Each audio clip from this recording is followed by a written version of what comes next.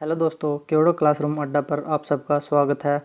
दोस्तों, आज है 1 अगस्त और 1 अगस्त को गांधी जी ने असहयोग आंदोलन शुरू किया था। 1 अगस्त 1920 को गांधी जी ने असहयोग आंदोलन शुरू किया था।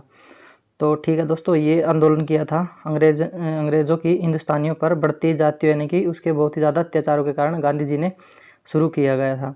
तो दोस्तों, ये था आज के दिन के बारे में। उसके बाद हम करते हैं आज हम साइंस के 40 क्वेश्चन करेंगे और इनको आप ध्यान से पढ़ना और ये आपके आने वाले एग्ज़ाम में बहुत ही उपयोगी होंगे। ठीक है, तो दोस्तों सबसे पहला क्वेश्चन है, मानव शरीर में जल की मात्रा होती है। तो मानव शरीर में जल की मात्रा कितनी होती है दोस्तों? ये होती है 80%। ठीक है दोस्तों, इसके बाद है सेकंड क्वेश्चन, मनुष्य का सामान्य तापक्रम लगभग होता है। मनुष्य का जो सामान्य टेम्परेचर है वो लगभग दोस्तों कितना होता है? कितना होता है? 98.6 डिग्री फ़ारेनहाइट होता है दोस्तों ये।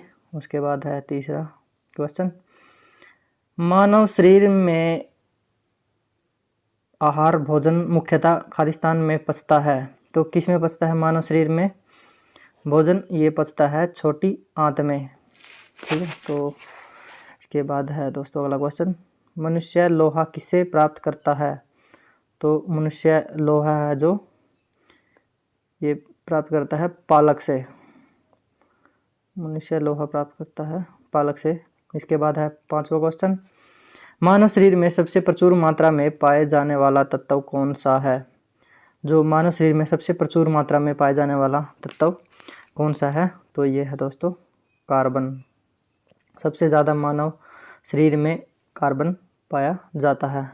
इसके बाद आता है छठा क्वेश्चन, किस पोषक तत्व का सर्वप्रथम मुंह में पाचन होता है? तो किस पोषक तत्व का मुंह में पाचन होता है? ये होता है कार्बोहाइड्रेट्स। कार्बोहाइड्रेट्स का मुंह में पाचन होता है। इसके बाद भोजन का पाचन निम्नलिखित में से किस अंग में प्रारंभ होता है? तो भोजन का पाचन किस अंग में सबसे पहले कहाँ होता है? उसका पाचन कहाँ खाते हैं हम भोजन को? सबसे पहले ये खाते हैं हम मुंह में। मुंह के बाद ये नली से जाता हुआ छोटी आंत बड़ी आंत ऐसे जाता है तो आगे फिर पचता है। उसके बाद क्वेश्चन है, शरीर में सबसे बड़ी हड्डी कौन सी है? तो शरीर में सबसे बड़ी हड्डी कौन सी है दोस्तों? ये है फीमर हड्डी। इसके बाद नेक्स्ट क्वेश्चन है, मानव शरीर का सबसे बड़ा आंतरिक अंग कौन सा है? तो मानव शरीर का सबसे बड़ा आंतरिक अंग कौन सा है? ये है यकृत। ठीक है दोस्तों, तो नेक्स्ट क्वेश्चन है, मानव मस्तिष्क कितने ग्राम का होता है? तो मानव का मस्तिष्क कितने ग्राम का होता है? ये होता है 1350 ग्राम का। उसके बाद आता है दोस्तों, मनुष्य के मस्तिष्क का सबसे बड़ा भाग है। तो मनुष्य के मस्तिष्क का सबसे बड़ा भाग कौन सा है? ये है प्रमस्तिष्क। ये है मनुष्य के शरीर का सबसे बड़ा भाग। उसके बाद नेक्स्ट क्वेश्चन है, शरीर में सबसे बड़ी कोशिका है। तो शरीर में सबसे बड़ी कोशिका कौन सी है? ये है तंत्रिका तंत्र। इसके बाद आता है दोस्तों, शरीर की सबसे छोटी ग्रंथि। शरीर की सबसे छोटी ग्रंथि कौन सी है? यह है शरीर की सबसे छोटी ग्रंथि पिट्यूटरी ग्लैंड शरीर की सबसे छोटी ग्रंथि है। उसके बाद आता है दोस्तों, शरीर में मास्टर ग्रंथि किसे कहा जाता है? तो ये मास्टर ग्रंथि भी किसे कहा जाता है? पिट्यूटरी ग्रंथि को। ठीक है दोस्तों, इसके बाद आता है हमारा 15 आप मानव शरीर में उपरोक्त को कहाँ पाएंगे? कहाँ पाएंगे उपरोक्त को?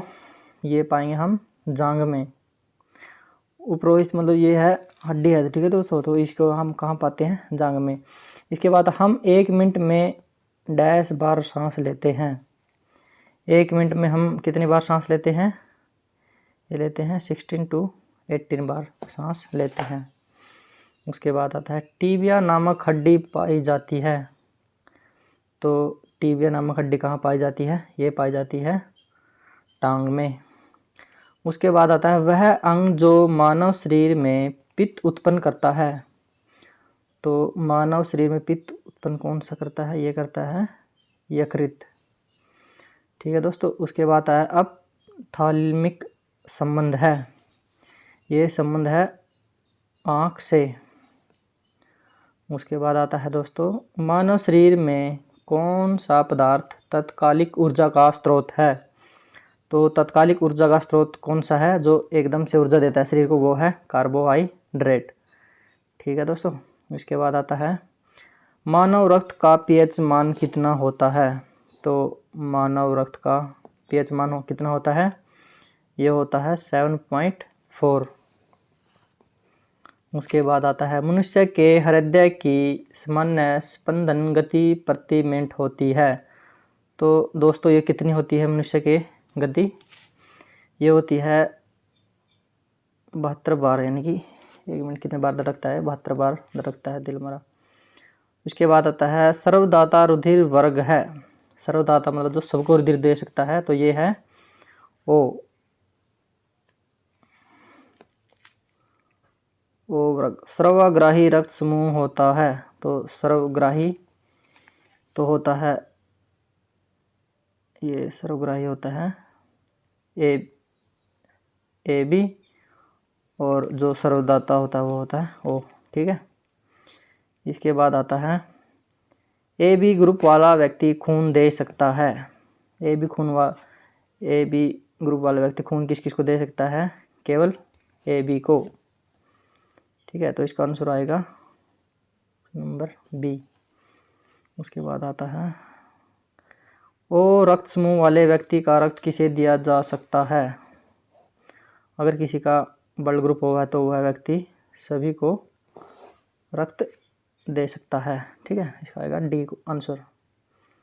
उसके बाद आता है मानव शरीर में रक्तचाप निम्नलिखित द्वारा नियंत्रित होता है।